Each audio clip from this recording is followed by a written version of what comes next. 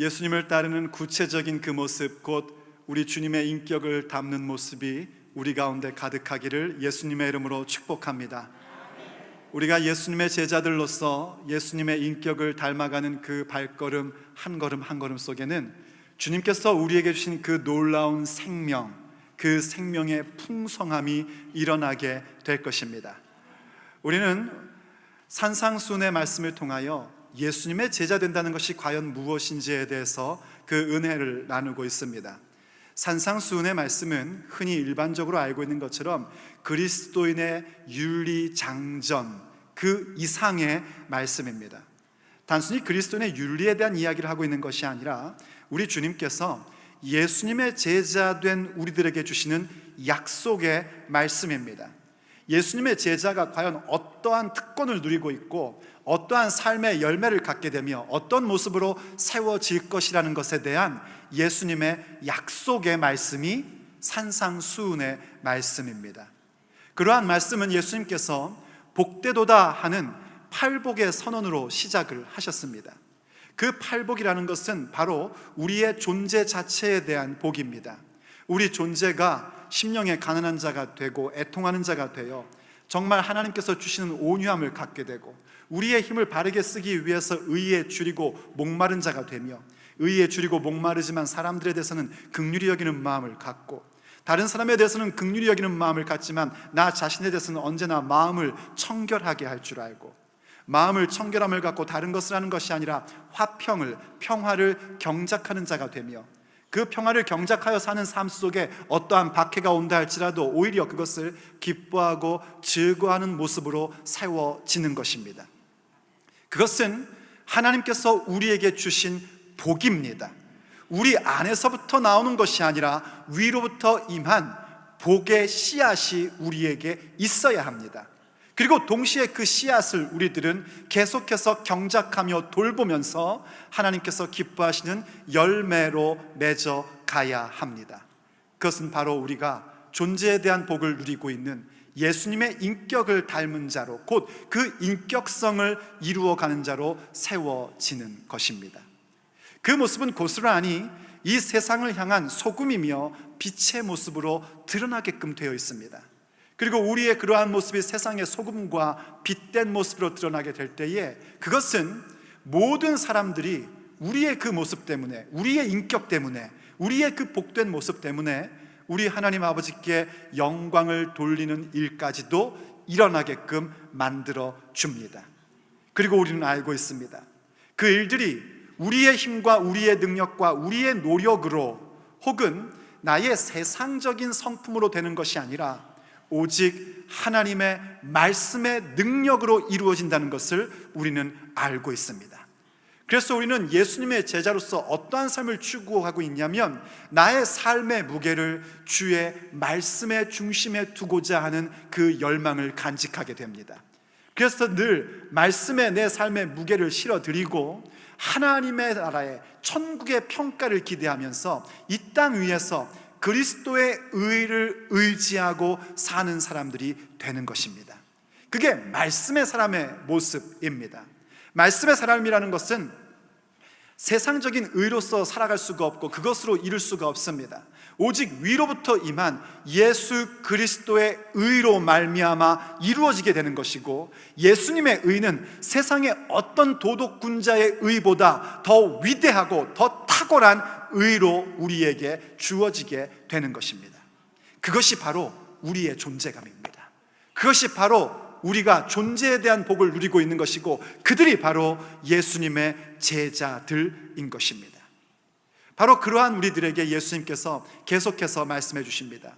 이제 예수님은 바로 그렇게 말씀 중심의 삶을 살고 천국의 평가를 기대하며 이 땅 위에서 그리스도의 의를 의지하고 사는 사람들이 이제 좀 더 구체적으로 실제적인 삶의 현장에서 어떻게 살아야 하는지를 말씀해 주기 시작하십니다. 바로 그 구체적인 부분에 대한 첫 번째 말씀이 생명 존중에 대한 말씀입니다. 오늘 본문 21절에서 예수님께서는 이렇게 말씀하셨습니다. 옛 사람에게 말한 바 살인하지 말라. 누구든지 살인하면 심판을 받게 되리라 하였다는 것을 너희가 들었으나 하고 말씀하십니다.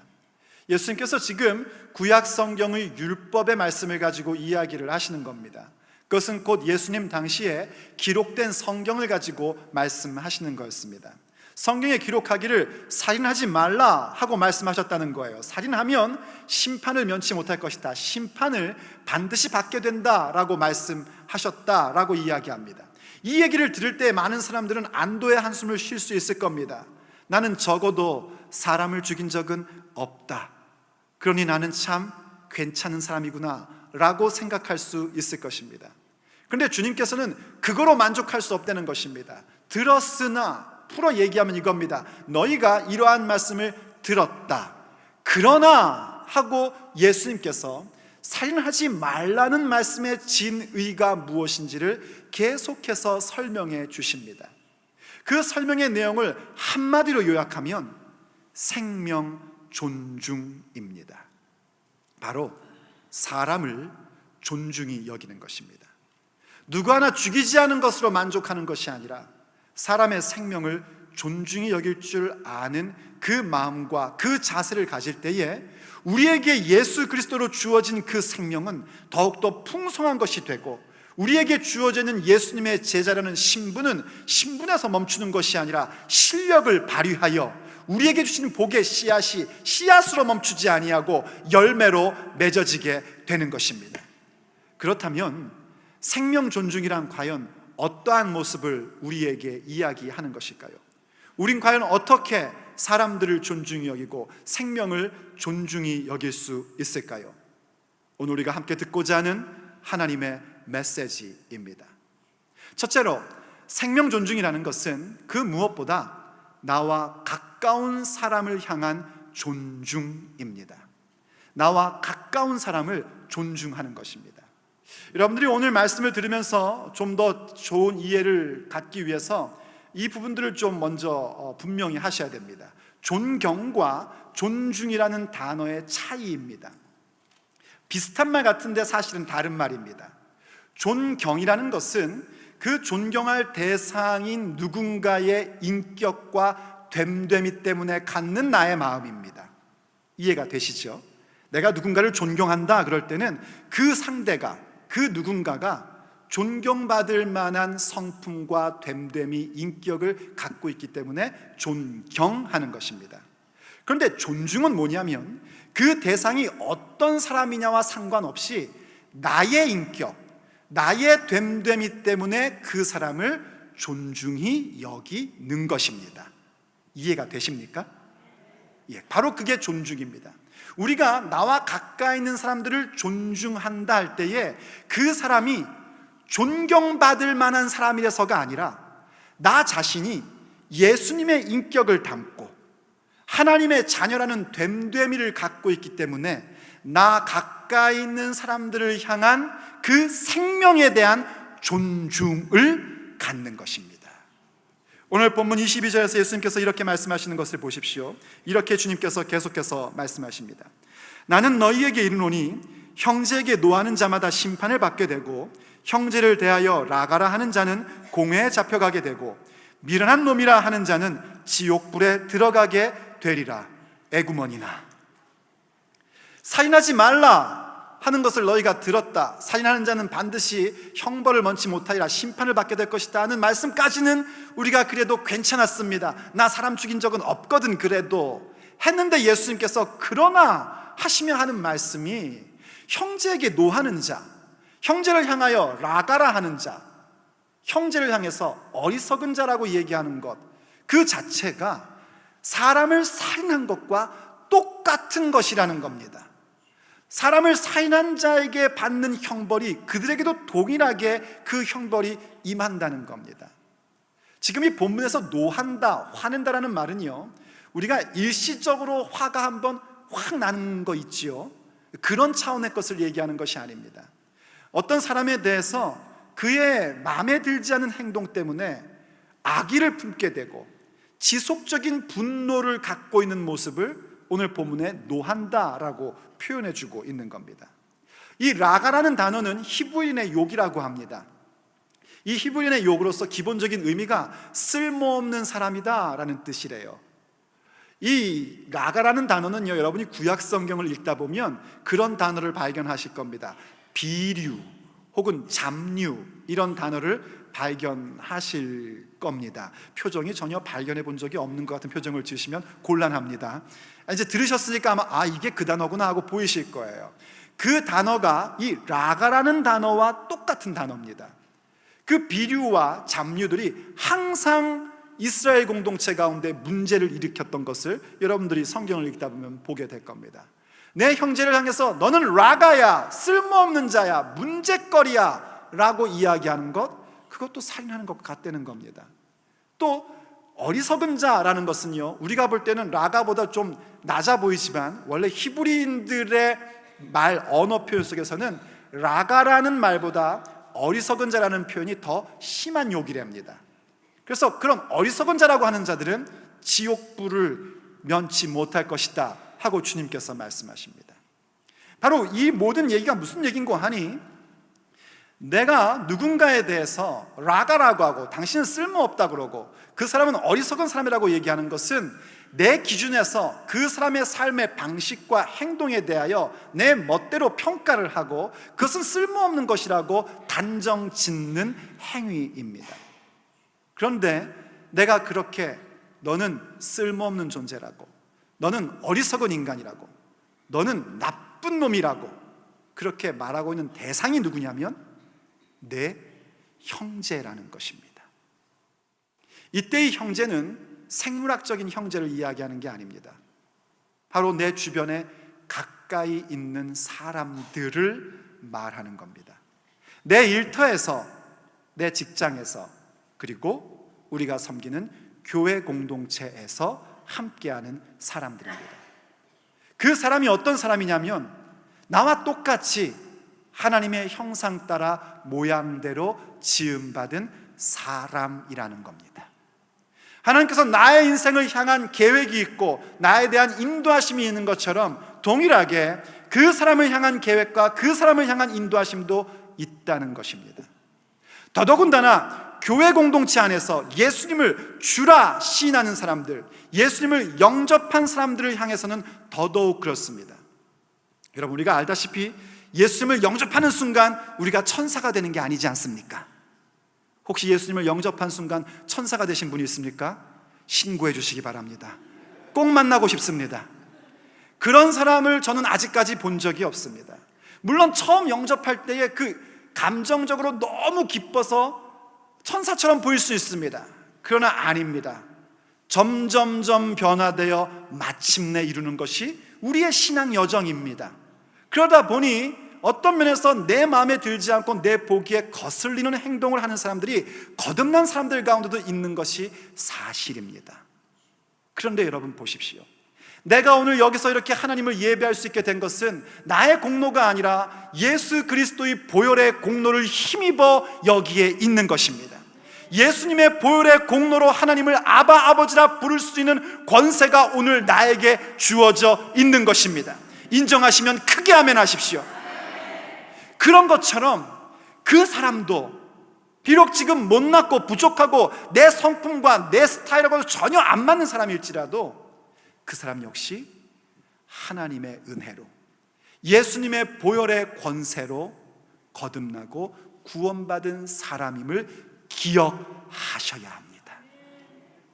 우리가 그 사람들에 대해서 마음에 들지 않고 화가 나고 저 사람 쓸모없다고 생각하고 저 사람은 정말 바보 같은 자라고 어리석은 자라고 얘기하게 될 때에 사실은 대부분 틀린 것이 아니라 다른 것을 보고 그렇게 이야기할 때가 참 많습니다. 틀린 것은 옳고 그름에 대한 겁니다. 다른 것은 뭐냐면 차이에 대한 겁니다. 보는 시각이 다를 수 있고 살아온 삶의 여정이 다르기 때문에 무언가에 대해 접근하는 방식이 다를 수 있습니다. 그 다른 것 때문에 내 마음이 불편하고 그 다른 것 때문에 내가 화가 난다고 해서 하나님의 형상 따라 모양대로 지음받고 예수님의 보혈로 구원받은 그 대상을 향해서 내가 노하여 악의를 품고 지속적으로 해코지 하려고 한다든지 혹은 라가라고 욕을 한다든지 어리석은 자라고 일하는 것은, 그것은 결코 예수님을 닮은 제자들의 모습이 아닌 것입니다. 우리는 오히려 그들의 생명 자체를 존중히 여기는 자로 나아가야 합니다. 이쯤 되면 여러분들이 마음에 불편한 질문이 있을 거예요. 알고 있습니다. 목사님, 알아요. 좋았어요. 그 사람이 분명히 하나님의 형상 따라 모양대로 지음받은 자니까 우리가 존중히 여겨야 된다. 생명 자체를 존중히 여긴다. 좋습니다. 제가 침 한번 꿀꺽 삼키고 그거 하지요. 그런데 만약 그 사람이 하는 행동과 말이 분명히 틀린 것이라면, 성경적으로도 일반 상식적으로도 분명히 잘못된 것이라면 그것도 존중해야 됩니까? 하고 물으신다면 저는 이렇게 답변할 겁니다. 아닙니다. 그건 존중할 것이 아닙니다. 성경을 보십시오. 레위기 19장 17절 말씀입니다. 너는 내 형제를 마음으로 미워하지 말며 내 이웃을 반드시 견책하라. 그러면 내가 그에 대하여 죄를 담당하지 아니하리라. 18절은 이렇게 얘기합니다. 원수를 갚지 말며 동포를 원망하지 말며 내 이웃 사랑하기를 내 자신과 같이 사랑하라. 나는 여호와이니라. 18절 말씀은 제가 일부러 가지고 온 것이, 여기에 그 유명한 말씀, 내 이웃을 내 몸과 같이 사랑하라 하신 주님의 대계명이 여기서 비롯된 것을 알려드리기 위한 것입니다. 초점으로 보고 싶은 것은 17절 말씀입니다. 여기 17절에서 내 형제, 내 이웃이라는 것은 동일한 대상을 향하여 하고 있는 말씀입니다. 원래 히브리 성경 원문에는 17절에 내 이웃이라는 단어가 없습니다. 그냥 내 형제를 마음으로 미워하지 말고 그를 반드시 견책하라, 이렇게 기록이 되어 있습니다. 그가 뭔가 잘못된 행동을 할 때에 반드시 견책해야 됩니다. 견책이라는 것은 꾸짖는 걸 얘기하는 것이고요, 더 나아가 그 잘못된 것을 드러나게끔 하라는 겁니다. 분명히 그렇게 해야 돼요. 잘못된 것 보면 그건 잘못된 겁니다 하고 말해야 된다는 겁니다. 그래야 그 사람의 죄에 함께 동참하지 않는 존재로 인정될 수 있는 겁니다. 잘못된 걸 보면서도 잘못된 것을 견책하지 않으면 그 죄에 대하여 나도 같이 책임자가 되어버리고 맙니다. 그런데 그때 잊지 말아야 될 게 뭔가, 내 마음으로 그 사람을 미워하지 말라는 겁니다. 그 사람을 미워하는 상태에서 견책하면 그것은 더 이상 견책이 아닌 겁니다. 근데 우리가 대부분 누군가를 꾸짖거나 견책할 때 출발점이 뭐냐면 그 사람이 미운 겁니다. 그 사람이 싫은 겁니다. 그 사람의 행동과 그 사람의 잘못된 것이 정말 보기가 싫어가지고 가서 견책을 하고 노하고 화를 내는 겁니다. 그러고선 말합니다. 미워하는 건 아니야. 그렇게 우리가 비겁한 자가 되면 안 됩니다. 사실은 미움 때문에 시작된 경우가 너무나 많습니다. 그래서 주님 앞에 어떻게 해야 되는가? 먼저 그 미워하는 나의 마음을 가지고 하나님 앞에 나오셔야 됩니다. 그리고 그 미움의 마음을 먼저 주님 앞에서 해결을 보셔야 됩니다. 우리 마음 가운데 미움이라는 것은 마치 우리의 마음의 암세포와 같은 것입니다. 그냥 내어버려 두면 그것이 내 마음을 장악하고 나를 비참한 사람으로 만들어 버릴 겁니다. 그러므로 오직 성령님의 불로 그 마음, 미움이라는 것이 불타 없어질 수 있도록 기도하셔야 됩니다. 성령님의 검으로 그 모든 미움의 암세포가 도려져 나오도록 기도하셔야 됩니다. 그렇게 주 앞에 강청하여 기도한 후에 비로소 우리는 그 사람을 향하여 그것은 잘못된 것입니다, 고치셔야 됩니다 라고 말할 수 있는 겁니다. 그게 바로 그 누군가를 사랑하는 것이고, 그게 바로 생명 존중의 모습입니다. 그럴 때 주께서 우리에게 말씀의 능력이 무엇인지를 보여주기 시작하시고, 그때에 예수님의 인격이 우리 가운데 임재하고 능력으로 나타나는 것을 체험시켜 주실 것입니다. 두 번째로 생명 존중이라는 것은 바로 그 사람과의 화목의 관계를 만드는 것입니다. 자, 이제 생명 존중이 뭔지 우리가 깨달았습니다. 나와 가까이 있는 그 사람, 그 사람의 다른 모습이든 혹은 틀린 모습이든 그를 향한 미움의 마음을 주님 앞에서 해결을 보고, 그리고 그 사람을 견책하고, 그리고 그와 가깝게 그의 생명 자체를, 가까이 있는 그 사람의 생명 자체를 존중히 여기는 그 모습이 생명 존중이다 하는 걸 배웠습니다. 그럼 그러한 모습을 가지고 우리가 어디로 가야 하냐면 그 사람과의 화목의 자리로 갈 수 있어야 됩니다. 그 사람과 화목의 자리로 가는 중요한 열쇠는 뭐냐면, 내가 누구를, 그 대상을 원망하는 것이 아니라 누군가가 나를 원망하지 않는가 하는 부분을 살피는 것이 중요한 키입니다. 예수님께서 본문 23절과 24절에서 이렇게 말씀하고 계십니다. 그러므로 예물을 제단에 드리려다가 거기서 내 형제에게 원망 들을 만한 일이 있는 것이 생각나거든 예물을 제단 앞에 두고 먼저 가서 형제와 화목하고 그 후에 와서 예물을 드리라 하고 주께서 말씀하십니다.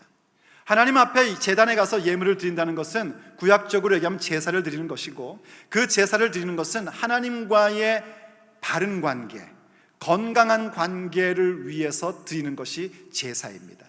오늘날로 말하면 예배함입니다. 우리가 하나님을 예배하는 것은 하나님과의 바른 관계를 위하여 예배하는 겁니다. 그렇게 예배하다가 누군가에게 원망 들을 만한 일이 생각이 나면 예배를 멈추고라도 먼저 화해하라는 것입니다. 화목하라는 겁니다. 여러분, 미성숙한 사람은요 항상 자기가 아픈 것에 더욱더 집중을 합니다. 그리고 상대가 아픈 것에는 별로 관심이 없습니다. 미성숙한 사람들은 그런 얘기를 자주 합니다. 자기가 뭔가 상처를 받으면 그럽니다. 어떻게 나한테 그럴 수가 있냐고 이렇게 떨면서 말씀들을 하십니다. 그러다가 누군가에게 상처를 준 것에 대해서는 이렇게 얘기를 합니다. 뭐 그까짓 것 갖고 그러냐고. 그리고 뒤에 이 얘기를 꼭 붙입니다. 째째하게. 그러나 여러분, 우리는 예수님의 제자들입니다. 우리는 팔복의 은혜를 누리고 있는 사람들이고 존재의 복을 갖고 있는 사람들입니다. 우린 그럴 수 없습니다. 우리가 하나님 앞에 예배 드리면은요, 그 예배 가운데서 사실은 나의 모든 아픔과 상처는 녹아지게끔 되어 있습니다. 여러분, 예배가 뭔지 아시지 않습니까? 예배라는 것은 오직 하나님 아버지께 영광과 존귀와 찬양을 올려드리는 것입니다. 예배라는 것은 오직 우리 주 어린 양이신 예수 그리스도의 이름만을 높이는 것입니다. 이 예배가 생명이 있어야 됩니다. 우리가 예배하는 것은 우리끼리 좋으려고 하는 거 아닙니다. 누군가에게 나를 나타내 보이려고 와 앉아 있는 것이 아닙니다. 하나님을 높여드리기 위하여 와 있는 것입니다. 우리가 찬양하는 것, 나 기분 좋으라고 노래 부르는 거 아닙니다. 우리 주님을 높여드리기 위하여 찬양하는 것입니다. 말씀을 듣는 것, 내가 그저 말씀을 듣고 많은 정보를 얻기 위해서 말씀 듣는 거 아닙니다. 말씀의 선포 속에 하나님을 높여드리고 싶어서 말씀을 듣는 것입니다. 그게 예배입니다. 그래서 그 예배 가운데 다른 어떤 거에도 우리의 집중력이 흐트러져서는 안 되고 오직 삼위일체 하나님께만 집중되어야 합니다. 그게 예배예요. 그런 예배를 드리다 보면 하나님께서 우리의 아픔을 만져주십니다. 내 상처를 치유해 주십니다. 여러분들이 이 체험하시기를 예수님의 이름으로 축복합니다. 내 아픔, 내 상처는요 성령님께서 불태워 주시고 위로해 주심으로써 치유되고 회복됩니다. 그러다 보면 그 건강한 예배 속에 남는 것은 뭐밖에 없냐면 내가 누군가에게 아픔 줬던 것, 내가 누군가에게 상처 줬던 것, 그것만 남게 됩니다. 그래서 그것을 해결하고 싶은 열망이 내 속에서 생기기 시작하는 겁니다. 그게 생명 존중의 구체적 방향인 것입니다. 그 모습은 또한 하나님을 존중히 여기는 모습이기도 합니다. 단순히 그 대상을 존중히 여기는 정도가 아니라 하나님을 존중히 여기는 모습의 구체적인 부분으로 생명 존중이라는 것을 갖게 되고, 그 사람을 향해서 그 사람에게 원망 들을 만한 일에 대해서 화해하며 화목하고자 하는 열망을 갖게끔 됩니다. 왜 그게 하나님께 영광을 돌리고 하나님을 존귀히 여기는 것인가? 성경이 우리에게 이렇게 말씀해 주고 있습니다. 데살로니가전서 5장 12절과 13절 말씀을 보십시오. 형제들아, 우리가 너희에게 구하노니 너희 가운데서 수고하고 주 안에서 너희를 다스리며 권하는 자들을 너희가 알고, 이 누구를 얘기하면, 짧게 설명하면 말씀 사역자를 얘기하는 겁니다. 말하자면 오늘날의 목사를 얘기하는 겁니다. 여러분의 목사에 대해서 알라는 겁니다. 그리고 13절에서 이렇게 얘기합니다. 그들의 역사로 말미암아, 곧 그들이 하는 사역. 목사가 무슨 사역을 하죠? 말씀 사역을 합니다. 여러분을 위해서 기도하고 영적인 돌봄을 줍니다. 가장 중요한 것은 말씀의 사역입니다. 말씀을 전달하는 사역을 하는 것이 목사의 사역입니다. 그래서 그들의 역사로 말미암아 사랑 안에서 가장 귀히 여기며, 저를 귀히 여기셔야 됩니다. 왜냐하면 제가 여러분들의 목사로서 말씀을 전달하고 있기 때문에 여러분이 저를 귀히 여기는 겁니다. 왜 저를 귀히 여깁니까? 임영희 목사가 잘생겨서? 왜 안 웃으세요? 천만의 말씀입니다. 그가 하나님의 말씀을 전달하고 있기 때문입니다. 목회자를 존경하고 사랑한다는 것은 하나님 말씀을 사랑하고 존중히 여기기 때문이고, 그것은 곧 우리 주 하나님 아버지를 존중히 여기며 귀히 여기는 겁니다. 그럼 여러분의 목사를 존중히 여기는 건 뭘까요? 목사한테 밥 사주는 거요? 그것도 좋습니다. 가끔씩 목사님한테 하트 뿅뿅 날려주는 거요? 그것도 너무 감사합니다. 엄지척, 그것도 좋아요. 굉장히 인커리지 됩니다. 그런데 무엇보다 중요한 건 뭔가? 본문, 그 말씀이 이렇게 얘기를 합니다. 너희들의 목회자를 존중히 여기라 하면서 그 다음 이어지는 말씀이 뭐냐면 너희끼리 화목하라 하고 말씀합니다. 여러분들의 목사가 하나님 말씀을 증거하고 있고, 그래서 그를 존중히 여기고, 그것을 통하여 말씀을 귀히 여기는 태도를 갖고, 그것을 통하여 하나님을 존중히 여긴다면, 목사를 존중히 여긴다면, 다른 어떤 것보다도, 다른 건 못해도 여러분들끼리 화목하시란 말입니다. 저는 아들을 둘 가지고 있는 아버지입니다. 아들을 둘 가진 아버지로서 그 두 아들에게 가장 힘들 때가 언제냐면 둘이 서로 미워할 때입니다. 둘이 서로 싸울 때 저는 제 마음은 무너집니다. 어떻게 해야 될지를 모르겠는 거예요. 왜냐하면 참 감사하게도 큰애를 향한 저의 마음의 사랑은 꽉 차서 그렇게 사랑이 갑니다. 그리고 작은 애를 볼 때도 너무나 똑같이 제 마음의 사랑이 꽉 차서 그 작은 애를 향하여 갑니다. 둘 다 누가 더 사랑스럽냐라고 말할 수가 없을 만큼 제 마음 가운데 각각을 향한 그 사랑의 충만함이 그들을 향하여 가고 있는 것을 제가 압니다. 어떻게 이런 마음을 하나님이 주실 수 있을까 하고 신비할 정도입니다.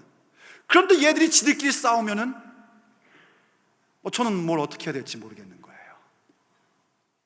이제 얘들이 성장하고 나이가 20대 이제 초중반이 돼서 23, 25이 되어서 이젠 제법 서로 미워하는 마음을 갖지 않으려고 애쓰는 모습을 봅니다.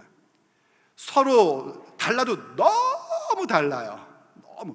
가만히 하나씩 보면 분명히 우리 부부를 닮았는데, 섞어서 닮았는데 둘이 너무 다른 거예요. 그러니 얼마나 서로 다른 차이가 나겠습니까? 근데 요즘은 그럽니다. 서로 뭔가 부딪히면 딱 부딪히려고 하다가 서로 반대 방향을 보면서 이래요. 뭔가 참으려는 모습이 있는 것을 제가 봅니다. 그게 저는 그렇게 고마워요. 근데 얘들이 어릴 때 어땠냐면은 참 많이 싸웠습니다. 거듭 말씀드리지만 저는 천사를 낳아 기른 적이 없습니다. 죄인을 낳아 길렀습니다. 예수님의 보혈이 필요한 죄인들을 낳아서 기르고 있는 중입니다. 그런데 그 아이들이 어릴 때 막 싸웁니다. 싸우면 제가 어떻게 하면, 애들이 싸울 때만큼은 제가 그것을 벌 주는 것에 대하여 절대 게으르지 않았었습니다. 둘이 싸운다, 별것도 아닌 거 가지고 싸워요. 어릴 때는요. 그럼 그 두 아이를 불러다가 벌을 줍니다. 그때 주로 줬던 벌은 뭐냐면 서로 귀를 잡고 쳐다보는 겁니다. 서로의 귀를 잡고. 그럼 처음에는 잡아먹을 듯이 서로를 째려봅니다. 그렇게 벽에다 세워놓고 저는 제 방으로 들어가요. 그러면 1, 2분도 안 돼서 갑자기 키득키득한 소리가 나요. 지금까지도 왜 애들이 서로 귀를 잡고 쳐다보다가 웃는지 답을 못 찾겠어요. 그냥 웃긴가 봐요. 그러고 있는 모습이 서로 간에. 키득키득 웃으면 제가 짐짓 소리를 칩니다. 아니, 어떤 녀석이 벌을 받는 중에 키득키득거려 하는데 저의 그 말 속에도 웃음이 들어가 있습니다. 그럼 그 웃음 들어간 아빠의 목소리 듣고 애들이 그때부터 박장대소를 하고 웃기 시작을 합니다. 그럼 언제 싸웠냐는 듯이 둘이 하하호호하며 또 재밌게 놉니다. 뭐 그런 애교적인 그런 부분들을 말하는 게 아닙니다. 성인이 되었는데 서로 미워하고 서로 다투고 서로 싸운다면 그건 너무 심각한 것 아니겠습니까? 지금 여기 앉아 계신 여러분들은 전부 다 성인입니다. 우리 교회 주일학교 아이들이 싸운다면 아마 저는 그걸 또 시킬지도 모릅니다. 너희들 서로 귀 잡고 서 있어! 이렇게 시킬지도 모르겠습니다. 여러분들이 서로 싸운다면 어떻게 할까요? 귀 잡고 서 있으라고 시킬까요? 그렇게 할 수는 없습니다. 하나님께서 그 아버지의 마음의 일부를 저의 가슴 속에 주었기 때문에 여러분 성도 한 사람 한 사람을 보면은 제 마음이 뜨겁습니다. 참 많은 사랑을 제가 받았고 또 그 사랑을 여러분들에게 갚고자 무척 애쓰며 삽니다. 그런데 여러분들끼리 다투고 여러분들끼리 싸우면 저는 정말 마음이 무너집니다. 그건 단순한 제 마음이 아니라 하나님 아버지의 마음이기도 한 것입니다. 그럼 어떻게 해야 될까요? 이제 우리는 화목을 위해서 화해하는 자가 되어야 됩니다. 내가 먼저 화해하는 자가 되는 것입니다. 여러분 부부이신 분들 부부싸움들 종종 하시죠? 부부싸움을 할 때 무슨 세계의 평화를 위해서 싸우는 경우는 별로 없습니다. 그냥 다 별것 아닌 것 가지고 싸웁니다. 근데 그때 누가 먼저 사과를 합니까? 잘못한 사람이 사과를 하죠. 천만의 말씀입니다. 잘못한 사람이 사과하는 거 아닙니다. 항상 성숙한 사람이 먼저 사과를 하게끔 되어 있습니다. 먼저 사과하는 자가 사실은 성숙한 사람입니다. 믿음의 공동체 안에서도 마찬가지입니다.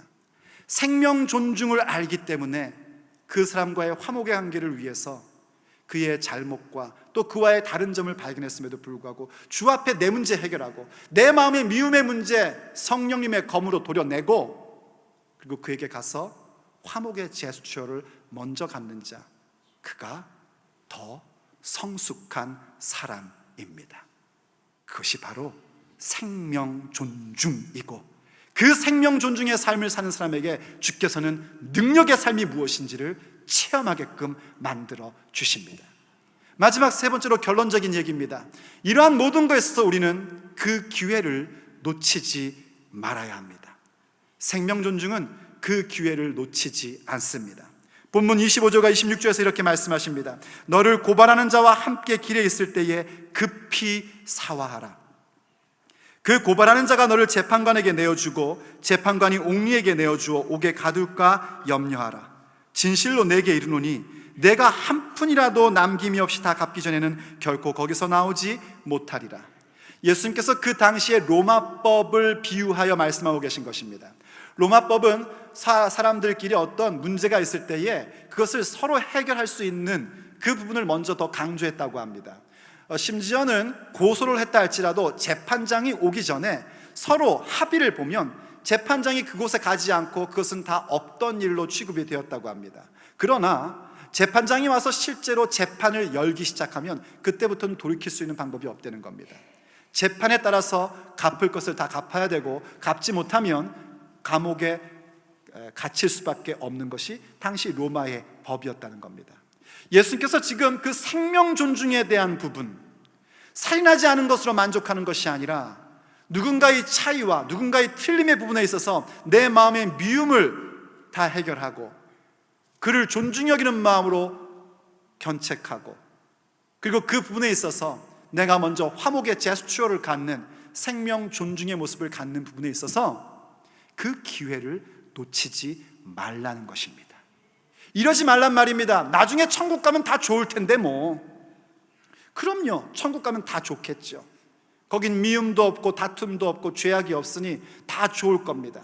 그런데 주님께서 우리에게 그것을 천국에서 이룰 것이라 말씀하지 아니하시고 예수님의 제자된 삶인 우리의 인생 여정에서 이루라고 주신 이유는 천국에서 누릴 그 복된 삶을 우리의 삶의 여정에서 누리며 살라는 것입니다.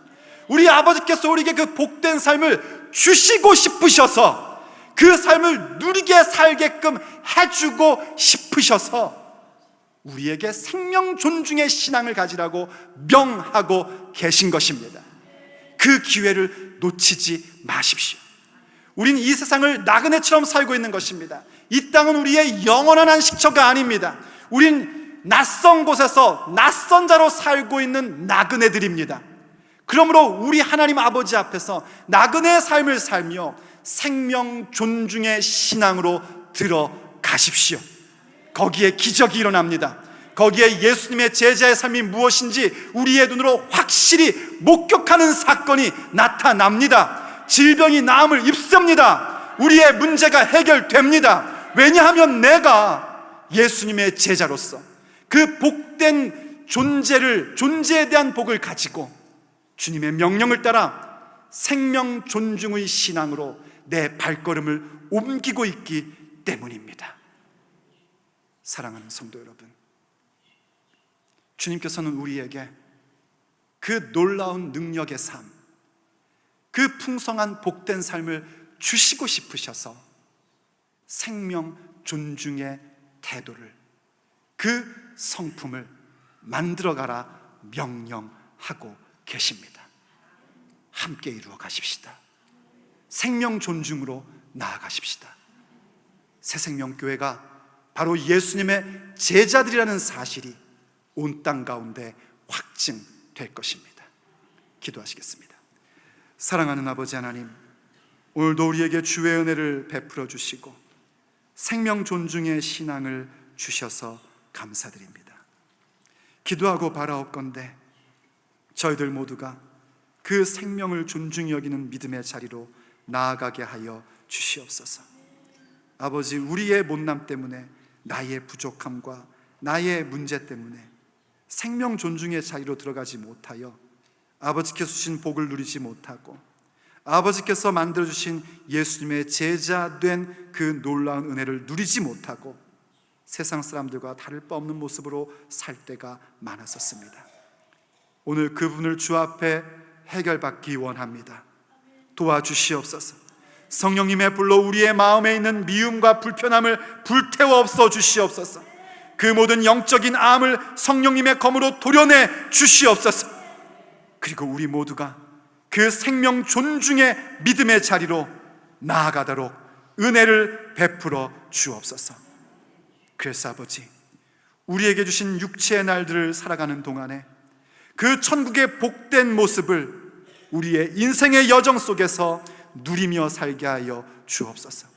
그 모습을 보고, 그 생명 존중의 모습, 그 인격의 모습을 보고 죽어가는 그 누군가가 예수님을 궁금해하고 예수님께로 돌아오는 그 놀라운 역사가 일어나도록 아버지, 우리를 주의 생명의 통로로 만들어 주시옵소서. 우리 주 예수 그리스도의 이름으로 간절히 기도 올립니다.